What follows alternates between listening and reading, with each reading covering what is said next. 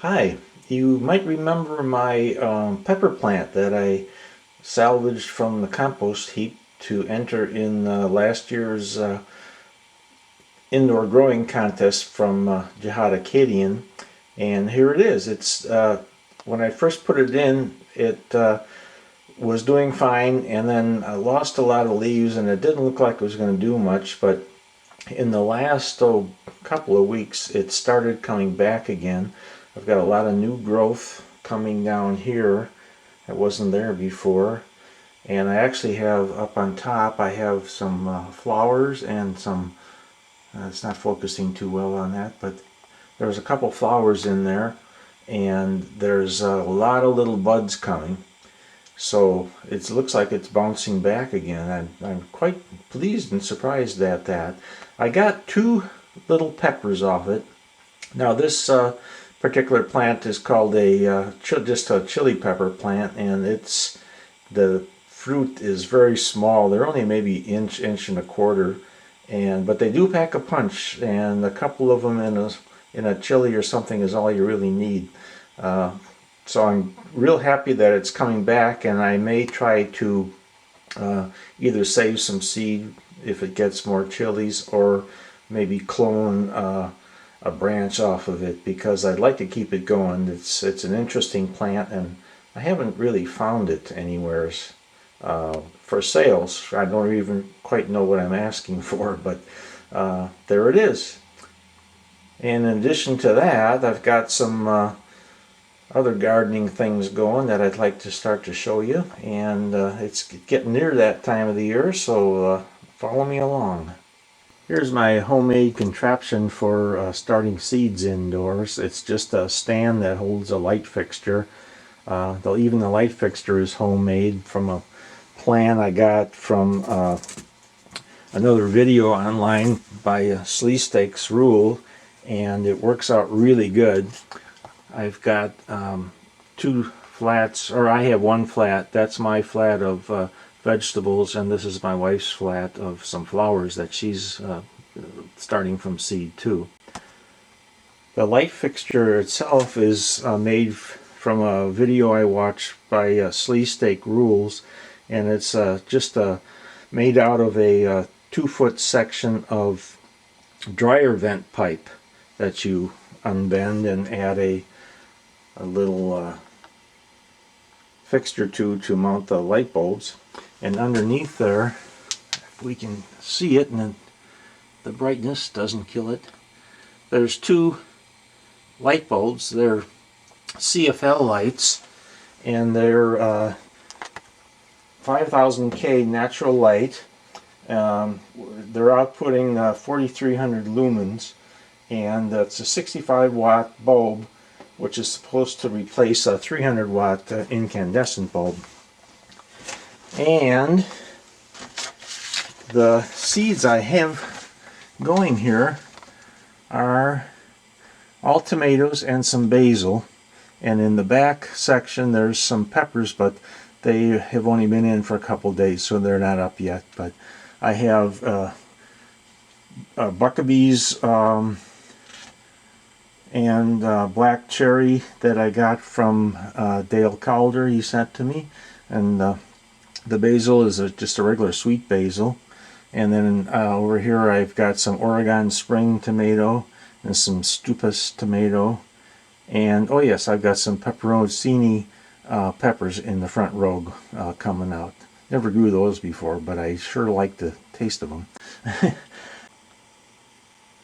I've got the light on the timer, which is over here, and it's set to give them about 14 hours of light in a 24-hour period.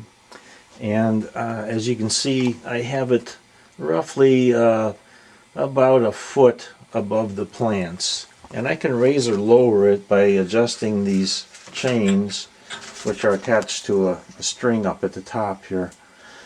So I can raise it up quite a bit yet. I have to step back so you can see.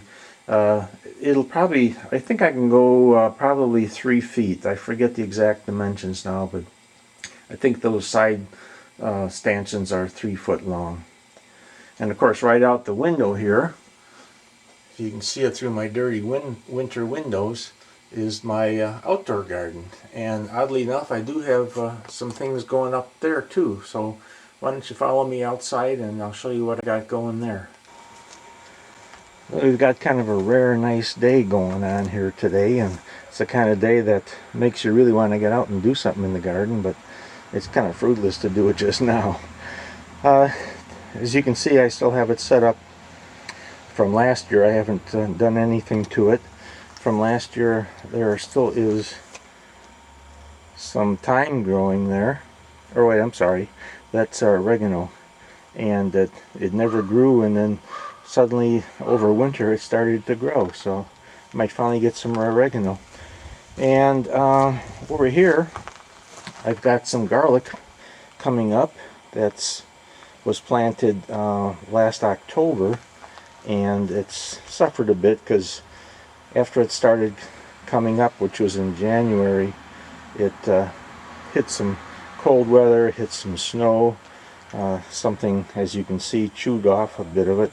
Probably the deer that come through here. And but it seems to be doing well, and I have high hopes for at least some garlic this summer. And a couple of things I'm going to do different with the square foot. Last year was my first time with the square foot method, and I followed it as closely as I could to the letter of the book, and I found it to be somewhat restrictive in the spacings. And what I think I'm going to do is I'm going to eliminate the squares, and I may stick with foot wide rows, and maybe call it the lateral row foot garden or something like that. And that will allow me to do a little more intensive type planting.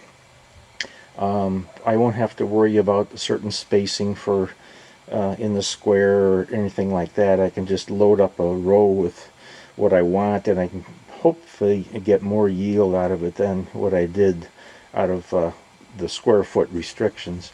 Another thing I'm going to do is this gap in between them was kind of a wasted space, so I'm going to remove these boards here and here, and I'm going to mount them across this way and fill that with dirt and plant it as well. So it'll be essentially one large bed.